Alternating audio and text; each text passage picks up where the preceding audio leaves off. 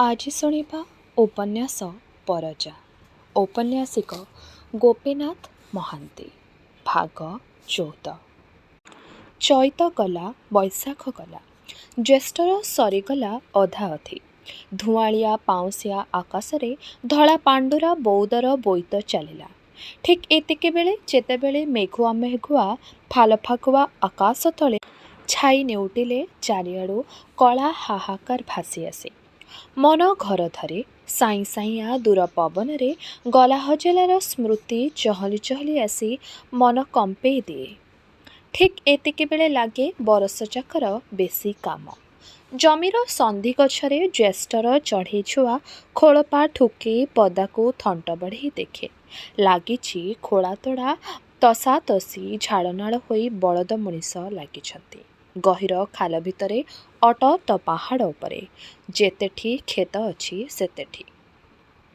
ସାହୁକାରର ଆଜ୍ଞାରେ ତାହା ଜମିକୁ ଲାଗିଥିବା ହଳଦୀ ସିଲଗୁଡ଼ା କନ୍ଧମାନଙ୍କ ଜମିରେ ଜବରଦସ୍ତି ଧାନ ବୁଣି ସେ ଜମିରୁ ଛିଙ୍କି ନେବାକୁ ମାଣ୍ଡିଆ ଓ ଟିକ୍ରା ଅନ୍ୟ ଗୋତିମାନଙ୍କ ସାଙ୍ଗେ ଯାଇଥିଲେ। କେବେ ଏହି କନ୍ଧମାନେ ସାହୁକାର ଦୋକାନରୁ ମଦ ଖାଇ ଖାଇ ଜମିଗୁଡ଼ାକ ତାକୁ ସବୁ ବିକି ଦେଇଥିଲେ। ତାପରେ କେଉଁ ଏକ ବାୟାସାବହ ଆସି କେତେ ଆଇନପୋଥି କାଢ଼ି କନ୍ଧମାନଙ୍କୁ ମେଡ଼ୁଆର ବା ଅମାନିଆ ବୁଦ୍ଧି ଶିଖେଇ ଦେଇ ଗଲା। କହିଗଲା, ସରକାର ଅନୁମତି ବିନା ଏ ଯେଉଁ ଜମି ବିକ୍ରି ଘଟିଛି ତାହା ରଦ୍ଦ ହୋଇଗଲା। କନ୍ଧମାନେ ଆନନ୍ଦରେ ହେଣ୍ଡି ମାରି ବିକିଥିବା ଜମି ଉପରେ ପଶିଗଲେ। ଗାଁରେ ଗୋଟିଏ ହଡ଼ା ବଳଦ ମାରି ଭୋଜି କରି ଖାଇଦେଇ ବଳଦ ବାଜଣା କରି ଜମି ସବୁ ଏକାଥରକେ ସେମାନେ ମାଡ଼ି ବସିଲେ। ଏହିପରି କେତେ ସାହୁକାରଙ୍କ ଅକ୍ତିଆରରୁ କନ୍ଧମାନଙ୍କ ଜମି ଚାଲିଗଲା। ଚମ୍ପିଆ, ଗୋପୀଶୁଣ୍ଢି, ଡୁମ୍ରିପଦିଆ, ସୋନାସି ଶୁଣ୍ଢି, ପଟଣିଆ, ସୂରିନାରାୟଣ ସମସ୍ତଙ୍କୁ ଦଖଲଚ୍ୟୁତ କରି ମେସ୍ରେଟ ପାଇକ, ରତନ ମାଝି, ଦୀନବନ୍ଧୁ ମାଡ଼ି ଆସି ଏକେ ଏକେ ଜମି ସବୁ ଫିଟାଇ ଦେଇଗଲେ। କନ୍ଧମାନେ ଏ କଥାକୁ ଟିକିଏ ବୋଲି ଅଧର୍ମ ବୁଝିଲେ ନାହିଁ। ପ୍ରକାଶ୍ୟରେ କହି ବୁଲିଲେ, ଶୁଣ୍ଢିମାନେ ତାନ୍ତର ବା କୋଟ କପାଟ କରିଥିଲେ। ମହୁଲ ମଦ ଟୋପାଏ ଟୋପାଏ ଶୁଙ୍ଘି ଦେଇ କେତେ ପ୍ରକାରର ଶୁଦ୍ଧ କଳନ୍ତର ଭିଡ଼ି ଦାଦିଆ ନିଆଳିଆ ଅସଲ ଅସଲ ଭୂମି ସବୁ ମାଡ଼ି ବସିଥିଲେ। ଏବେ ଧରମ ସାହେବୀ ଧରମ କରିଦେଇ ଗଲା। କିନ୍ତୁ ମହୁଲ ପଦ ଟୋପା କହିଲେ ସୁଦ୍ଧା କେଉଁଠି ମିଳେ ତା? କେତେ ମହୁଲ ସିଝା ହୋଇଥିଲା, କେତେ କାଠ ଜଳିଥିଲା। ପୁଣି ଦୋକାନର ପାନ ଟଙ୍କା। କିନ୍ତୁ ବାପୁଡ଼ା କନ୍ଧର ପଥରିଆ ମୁଣ୍ଡରେ ହିସାବପତ୍ର ପଶେ ନାହିଁ। ସେ ଖୁସି ହୋଇ ହେଣ୍ଡି ମାରେ, କହେ, ସାହୁକାର ଆଉ ରିସା ନାହିଁ। ଆଜିଠୁ ଆମେ ଭାଇ ଭାଇ। କିନ୍ତୁ ସାହୁକାରମାନେ ଭୁଲି ପାରି ନାହାନ୍ତି କି ରାମଚନ୍ଦ୍ର ବିଶୋଇ ଭୁଲି ନାହିଁ। ରାମ ସାହୁକାର ରିବିଣୁ, ଜୟପୁର ରଜାଙ୍କ ରେଭିନ୍ୟୁ ଇନିସ୍ପେକ୍ଟର। ଗରଜ ସୁନ୍ଦରଠୁ କ'ଣ ଧର୍ମ ଶିଖି ଚେଲା ହୋଇଛି ତାର। ଗରଜ ସୁନ୍ଦର କାନରେ କୁଣ୍ଡଳରାଏ, ରାମ ସାହୁକାର ବି ନାହିଁ। ଗରଜ ସୁନ୍ଦର ମୁଣ୍ଡରେ ସିନ୍ଦୁର କଲିର ଲମ୍ବା ଚିତାନାଏ, ରାମ ସାହୁକାର ବି ନାହିଁ। ଦୁହେଁ ଗଞ୍ଜେଇ ଟାଣନ୍ତି, ଦିହିଁକା ଦିହେଁ ମଦ ପିଅନ୍ତି, ବେଶୀ ବେଶୀ ଟୋକିମାନଙ୍କ ପଛରେ ଗୋଡ଼ାନ୍ତି। ଦିହେଁ ଦରବୁଢ଼ା, ଦିହେଁ ଏକାପରି ନିଶ ରଖିଛନ୍ତି, 12 ବାଳ ପରି। ରିବିଣୀ ଓ ଗରଜ ସୁନ୍ଦର କଥା କଥାରେ କନ୍ଧପରଜାଙ୍କ ଚୁଟି ଧରି ମାଡ଼ ଦିଏ, ପିଠିରେ ଜଳନ୍ତା ନିଆହୁଳା ମାଡ଼ି ଚିଆଁ ଦିଏ। ରାମ ବିଶେଇ ପଦାଲୋକଙ୍କ ଉପରକୁ ପାହାଡ଼ ଦେଶର ସାଧାଗାଳି ଗାଳ୍ପ ଛାଡ଼ି ଗୁରୁ ଗରଜ ସୁନ୍ଦରଠୁ ଶିଖି ଶିଖି ଶଳା ବ୍ୟବହାର କରେ। ଗୁରୁ ତାକୁ ବହୁତ ବାଟ ଦେଖାଇ ଦେଇଛନ୍ତି। ସିନ୍ଦୁର କଲିଆ ମନ୍ଦାର ମାଳିଆ ଗରଜ ସୁନ୍ଦର ରାମ ବିଶେଇର ଦଳଖିଆ ଘୋଡ଼ାରୁ ଗୋଟାକରେ ଚଢ଼ି ବସେ। ପଛେ ପଛେ ବିଶେଇର ଗୋତି ବୁଦୁ ଘାସି ଡାଙ୍ଗ ପୁଳାଏ ଧରି ଘୋଡ଼ାର ପୁଚ୍ଛର ପିଚାରେ କେଞ୍ଚି କେଞ୍ଚି ପିଟି ପିଟିକା ଚୁ ଚୁ ଡାକି ଡାକିକା ଧାଇଁ ଥାଏ। ଅନେକ ସମୟରେ ଏହି ଧର୍ମବେଶରେ ଦୁହେଁଯାକ ବଡ଼ ଆଖିଆ ଆଶ୍ଚର୍ଯ୍ୟ ପାହାଡ଼ୀ ଗାଁବାଲାଙ୍କୁ ବକ୍ତୃତା ଦିଅନ୍ତି। ଦେଖ ଶଳା, ଏ ପଦତୁଣ୍ଡରେ ଧରିଲେ ବାଘ ଖାଇବ ନାହିଁ, ଗୋରୁ ମରିବେ ନାହିଁ, ଧାନ ଗଛକୁ ପୋକ କାଟିବେ ନାହିଁ, ବ୍ୟବସାୟରେ କ୍ଷତି ହେବ ନାହିଁ। ଏହିପରି ଉଦୁଉଦିଆ ଦ୍ୱିପହରେ ଗାଧୁଆ ଘାଟ ଦେଖି ଦେଖିକା ଝୋଲା କରେ କରେ ସେମାନେ ଚାଲିଯାଆନ୍ତି ଘୋଡ଼ା ଡିଆଁଇ। ଲୋକେ ଆଶ୍ଚର୍ଯ୍ୟ ହୋଇ ଏଇ ଦୁଇ କାଳଦୂତଙ୍କୁ ଅନେଇ ରହନ୍ତି। ଏହିପରି ଉଡ଼ି ଉଡ଼ିକା ଚାଲିଯାଆନ୍ତି ଏମାନେ। ପୁଞ୍ଜିବାଦର ଅଗ୍ରଗାମୀ। କୋଡିଙ୍ଗା ମାଳି ପାହାଡ଼ର ନିଆଁ ଲାଗିଲେ ଜାଣିବା ଲୋକେ ପାଟି ଖନେଇ ଖନେଇ କହନ୍ତି, ଗରଜ ସୁନ୍ଦର ରିବିଣୀ ମନ୍ତ୍ର ବଳରେ ଏଠି ନିଆଁ ଲଗେଇଛି। ସେ ଅତ୍ୟାଚାର କରେ, କେହି ଉଁଚୁ ହୁଅନ୍ତି ନାହିଁ ଭୟରେ। ବାଘର ଶିକାର ଶେଷ ଭାଗ ଶିଆଳ ପେଟ ପୂରେଇ ଖାଏ। ଚେଲାପଣରେ ବଡ଼ ଉପକାର, ମନ୍ତ୍ର ବଳରେ ବାହା ଟାଣ ହୁଏ। ଭାଗ୍ୟ ସୁପ୍ରସନ୍ନ ହୁଏ, ଯାହା ଇଚ୍ଛା ତା କହିବାକୁ କେହି ନାହିଁ। କେତେବେଳେ କେବେ କଦବା ବଡ଼ସାନ ଅଧିକାରୀମାନେ ପାରିଧିକୁ ଆସିଲେ ଆଗରୁ ଜାଣିପାଡ଼ି ନାରଣ ପାଟଣା ବାଟେ ପାର୍ବତୀପୁରରୁ କମଳା, କଦଳୀ, ସିଗାରେଟେ ବା ଆବଶ୍ୟକ ହେଲେ ନାଲିପାଣି ବୋତଲ 2 ବୋତଲ, ବାରିରୁ କୋବି, ଖେଦରୁ ବସ୍ତାଏ 2 ବସ୍ତା ଚାଉଳ, ଭୋଗ ଧାନର ଚାଉଳ, କେନ୍ଦୁଲ ଡାଲି, ବଜାରରୁ ଘିଅ ଟେଣେ, ଆବଶ୍ୟକ ମାନିଆ ଡମ୍ବସାହିରୁ ଧାଙ୍ଗିଡ଼ି ଗୋଟିଏ ଯୋଡ଼ିଏ, ଖେଟେଇ ଦେବାକୁ ଗୋତି, ଏହିପରି ସଜାଡ଼ି ରଖିଥିଲେ। ଅଧିକାରୀ ହସିଦେଇ ବା ବା ବିଶେଇ କହି ଚାଲିଯାଆନ୍ତି। ଭୟ ଗଲା। ତାପରେ ଗୁରୁର ଉପଯୁକ୍ତ ଚେଲା ଯାହା ଦେଇଥାନ୍ତି ସୁଧ ଅସୁଲ ମିଶାଇ ସେତକ ସବୁ ଆଦାୟ କରିନେଇ ବାହାରିଆ ନିସଙ୍ଗରେ ଶିରିଷ। ଅଠାବଳି ଘୋଡ଼ା ଉପରେ ଚଢ଼ି ପୁଣି ରାଜତ୍ୱ ଆରମ୍ଭ କରନ୍ତି। ଗରଜ ସୁନ୍ଦର ଜବାବ ଦେଇଛି, ହଳଦୀସିଲଗୁଡ଼ା ଜମିଗୁଡ଼ିକ ବିନା କଷ୍ଟରେ ସେହି ସାହୁକାରକୁ କରେଇଦେବ। ପଠାଣ ଅମିନ ଏ ଗାଁରେ ଡେରା ପକାଇଥିଲା। କଥା ପକ୍କା ହୋଇଯାଇଛି। ପ୍ରଥମେ କ'ଣ ଖଚ ମିଛ ଉପରକୁ ଲେଖି ହଳଦୀସିଲଗୁଡ଼ା ପ୍ରାଚୀନ ନାଇକ ଜାମିର ସାଉନ୍ତାକୁ ନାଇକ ଗଦିରୁ ଗଲାବର୍ଷ ଉଠେଇଦେଲା। ସଳପୁ ସାଉନ୍ତାକୁ ସାଉନ୍ତା କଲା। ଏତିକିରେ ପରେ ବହୁତ ମଜା ଲାଗିଯିବ। ଜମିର ତ ଖତିଆନା ନାହିଁ। ଲେଖା ବହି ଉପରେ ପ୍ରଜାସତ୍ତ୍ୱ ଥିଲେ ମଧ୍ୟ ପ୍ରଚଳିତ ବିଶ୍ୱାସ ଯେ ନାଇକ ମୂଳେ ଭୂମି।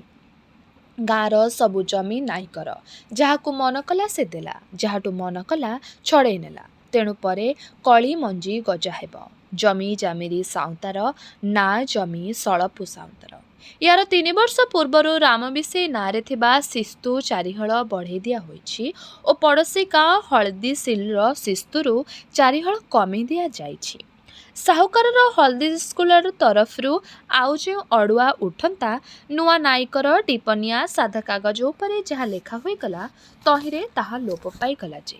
ମହାପ୍ରଭୁ ଦିବ୍ୟ ଚିତ୍ତକୁ ଘେନିବା ହେବେ। ଭିନ୍ ଗାଁର ଭୂମି ଶିସ୍ତୁ ମୋ ଉପରେ ପକାଇଲେ ମୁଁ ମରିଯିବି ନାହିଁ କି? ଜମି ଖାଉଛି ଶୁଣ୍ଢି ତାର ଦାଦିଆନି କାଳରୁ। ଆମେ କରିବ କନ୍ଧ। ଶିସ୍ତୁ ବାନ୍ଧି ବାନ୍ଧି ମରିବୁ କାହିଁକି? ପରେ ଯଦି ଦାବା ଦରକାର ହେବ, ସମସ୍ତାନର ରେକର୍ଡ ଭିତରୁ ଏ କାଗଜ ମଧ୍ୟ ବାହାରିବ। ଏଥିରୁ ବୁଝାଯିବ ଯେ ଶୁଣ୍ଢିର ଭୋଗଦଖଲ ବହୁକାଳରୁ କନ୍ଧମାନେ ସ୍ୱୀକାର କରିସାରିଥିଲେ। ବାକି ଶେଷ ନିଷ୍ପତ୍ତି। ଚେଲାର ଭୋଗରାଗରେ ସନ୍ତୁଷ୍ଟ ହୋଇ ଗରଜ ସୁନ୍ଦର ରିବିଣୀ ଏକଦମ ହଳଦୀସିଲଗୁଡ଼ା ତରଫରୁ 2 ଟଙ୍କା ଶିସ୍ତୁର ରଇତ ବୋଲି ଖାତା ଭିତରେ ଶୁଣ୍ଢିର ନାଁ ଲେଖିଦେଲା। ତେଣୁ କେବଳ ଚକଡ଼ା ତକ ନୁହେଁ, ତାକୁ ଡେଇଁ ଅନ୍ୟ ଜମିରେ ମଧ୍ୟ ସାହୁକାରର କାଗଜ ଅଧିକାର ପୋଥିରେ ରହିଗଲା। ତେଣୁ କେବଳ ଏ ଚକଡ଼ାଟି କାହିଁକି ସାହୁକାରର ହେଲା ବୋଲି ଯେଉଁ ସନ୍ଦେହ ଉଠିଥାନ୍ତା, ତାହା ମଧ୍ୟ ଆଉ ଉଠିବ ନାହିଁ। ସେ ନିରଙ୍କୁଶ। ଗୋତି ଗଜା ଲେଖିଦେଇଛି। ଅଣକିଆ ଟାପ୍ ମୁଣ୍ଡ ଉପରେ ବଟୁ ଚିହ୍ନ ଛାପା ଦେଇଛି। ସେ ଖାଲି ସାହୁକାରର ଆଜ୍ଞାବହ। ବିଚାର କରିବାର ଅଧିକାର ତାଠୁ ଛଡ଼ାଇ ନିଆଯାଇଛି। ତେଣୁ ସାହୁକାର ଯାହା ଆଜ୍ଞା କରିବ, ନିଜର ଗୋରୁ ଚରାଇ ନେବାକୁ ବା ପରର ଗୋରୁ ଚରାଇ ନେବାକୁ, ସାହୁକାରର ଗୋଡ଼ ଘଷିବାକୁ ବା କନ୍ଧର ମୁଣ୍ଡ ଫୁଟାଇବାକୁ, ପୁଲିସ ପାଖେ ସିଟିଏମ୍ ଡମ୍ବଲୋକ ପରି ଏ ପୋଷା ମାଙ୍କଡ଼। ଜଣକେ ଗୋଟିଏ ଲେଖା ହଳ ଧରି ଠେଙ୍ଗା ଓ ଟାଙ୍ଗିଆ କାନ୍ଧରେ ପକାଇ ଗୋତିପଲ ଜମି ଉପରେ ପହଞ୍ଚିଲେ। କନ୍ଧମାନେ ଜମି ତଷି ସାରିଥିଲେ, ବୁଣି ସାରିଥିଲେ। ତାହାରି ଉପରେ ଆହୁରି ଥଳେ ହଳ ପକେଇ ଦେଇ ଗୋତିମାନେ ଧାନ ବୁଣିଲେ। କନ୍ଧମାନେ ଗାଳି ଦେଇ ଦେଇ ଦୂରରେ ଥାଇ ପଛକୁ ହଟିଲେ। ଗୋତି ଗାଳି ଲେଉଟାଇ ଦେଲେ ଓ ଟାଙ୍ଗିଆ ଠେଙ୍ଗା ଉଞ୍ଚେଇ କନ୍ଧମାନଙ୍କୁ ମାଡ଼ ଦେବା ଅଙ୍ଗଭଙ୍ଗୀ କଲେ। ଏହିପରି ସେଦିନର କାର୍ଯ୍ୟ ସମାଧାନ ହେଲା। ହଳଦୀସିଲଗୁଡ଼ାର ଅସଲ ଚକ ଉପରେ ସାହୁକାରର ଝଣ୍ଡା ପୋତା ହେଲା। ପର ପାଇଁ ଲଢ଼ି ମହାବଳ ଦେଖାଇବାର ହରସ ଅନୁଭବ କରି ଗୋତିପଲ ସାହୁକାର ପାଖକୁ ଲେଉଟିଗଲେ। ସେହିଦିନ ସଞ୍ଜ ବୁଡ଼େ ଥୋଟାଗୁଡ଼ା ଗାଁରେ କନ୍ଧଗୁଡ଼ାର କନ୍ଧ। ଥୋଟାଗୁଡ଼ାର ସାହୁକାର ଓ ପାଖ ଗାଁର ନାଇକ ବଡ଼ ରଇତମାନଙ୍କୁ ମିଶାଇ ଗୋଟାଏ ପଞ୍ଚାୟତି ବସାଇଲା। ପାହାଡ଼ ଦେଶରେ ପ୍ରତି କଥାରେ ପଞ୍ଚାୟତି। କେବେ କେଉଁ ପୁରାକାଳର ଏ ପଞ୍ଚାୟତିରେ ହିଁ ସବୁ ଦ୍ୱନ୍ଦ୍ୱ ନିଷ୍ପତ୍ତି ହେଉଥିଲା। ଏବେ ପଞ୍ଚାୟତର ନିଷ୍ପତ୍ତି କାହାରି ହାତ ବାନ୍ଧି ପାରୁନାହିଁ, ତଥାପି ପଞ୍ଚାୟତ ହୁଏ। କନ୍ଧମାନେ ସାହୁକାର ବିରୋଧରେ ଅଭିଯୋଗ କଲେ ଯେ ସାହୁକାର ତାଙ୍କର ଜମି ଅନ୍ୟାୟ ଭାବେ ଝିକିଛି।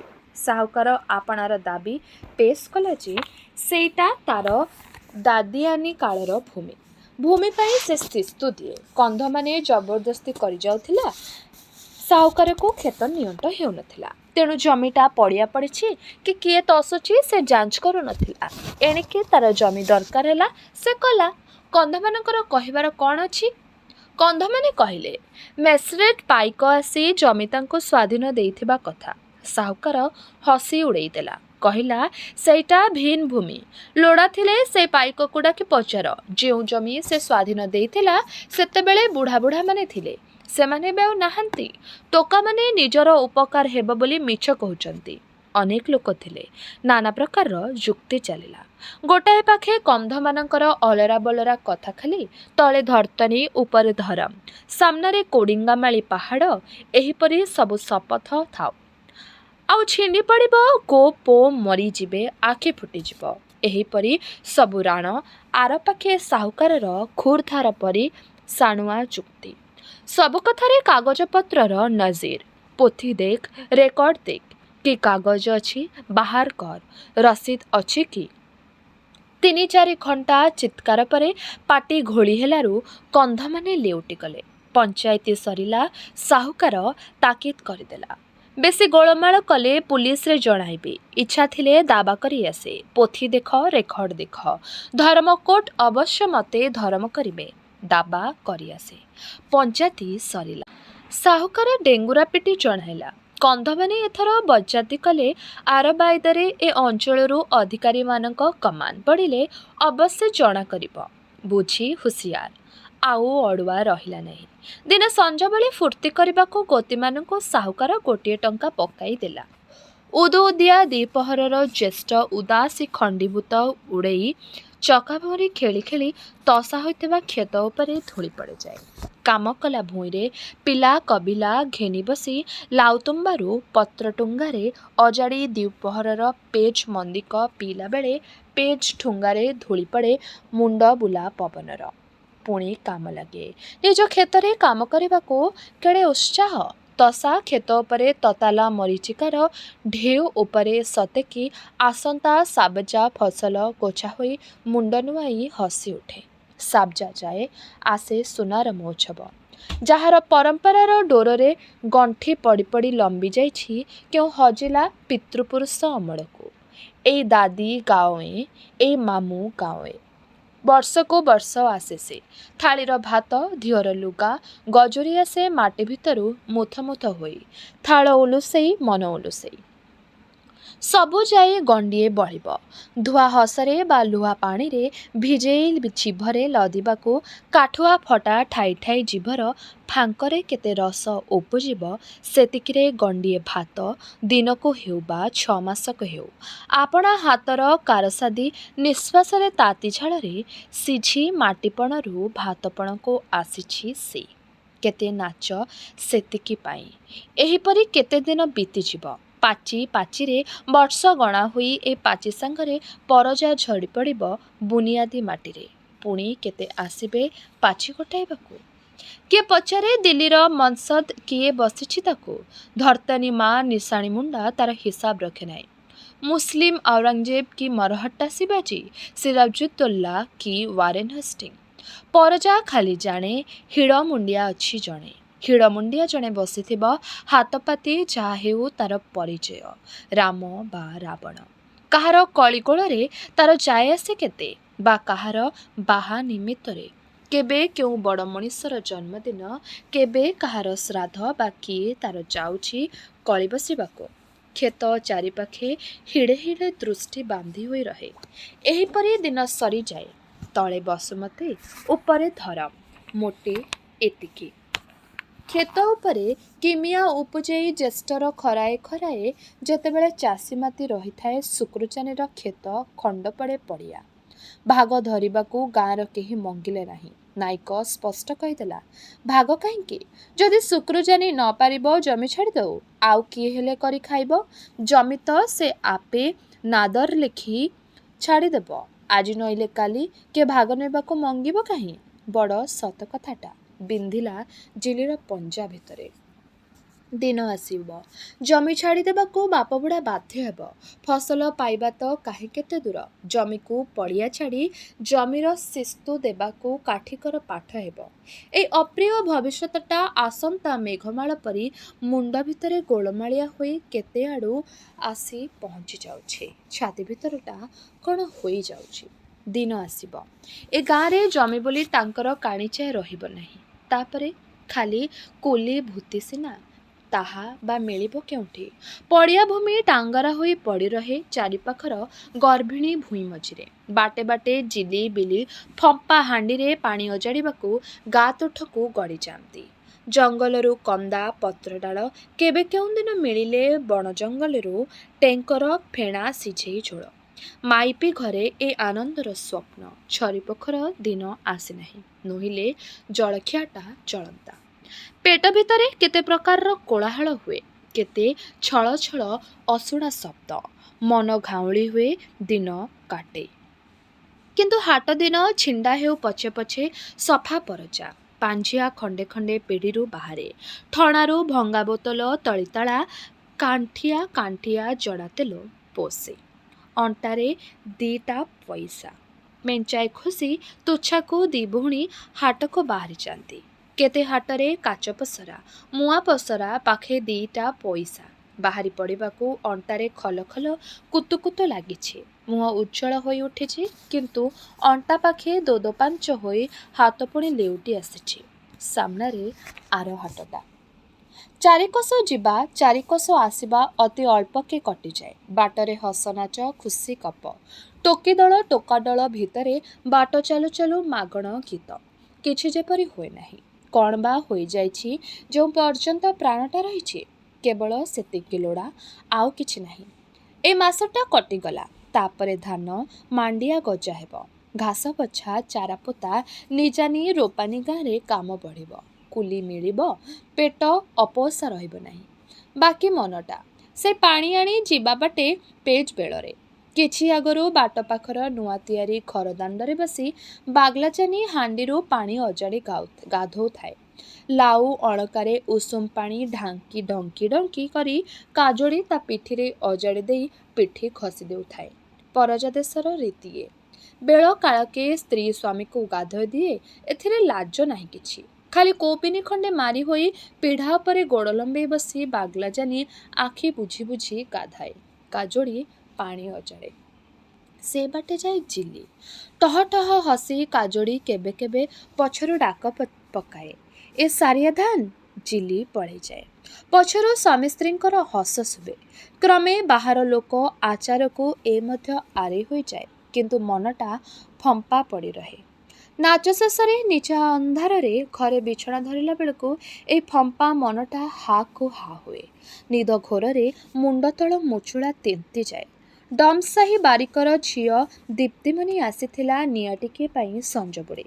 ପଛପଟର ସେ ସଳପ ଗଛ ପଡ଼ିଆ ଡେଇଁଲେ ତାଙ୍କ ଘର। ଏବେ ସେ ପ୍ରାୟ ଆସେ, ସାହିଯାକେ ବୁଲା ନିଆଁ ଖୋଜି। ମାଥିଅ ଗୋରୁ ଆସିଥିଲା।